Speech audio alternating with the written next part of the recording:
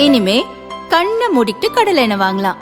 ஏன்னா மந்த்ரா கடலை எண்ணெய் இதயத்தின் தயாரிப்பு. வறுக்க பொரிக்க ஏன் எல்லா சமையலுக்கும் மந்த்ரா தான். மந்த்ரா கடலை எண்ணெய், அபார ருசி, ஆரோக்கியமான உடல் நலம்.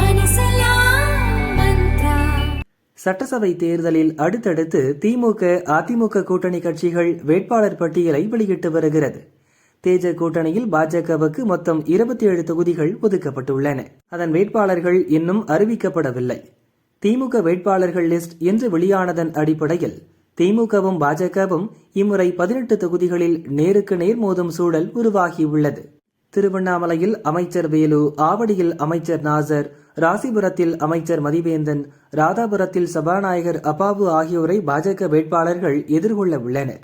பாஜக போட்டியிடும் எஞ்சிய தளி, மொடக்குறிச்சி, திருப்பூர் மேற்கு, ஊட்டி, கந்தர்வக்கோட்டை, விளவங்கோடு, அறந்தாங்கி, குளச்சல், பத்மநாபபுரம் ஆகிய தொகுதிகளில் திமுக கூட்டணி கட்சிகள் போட்டியிடுகின்றன.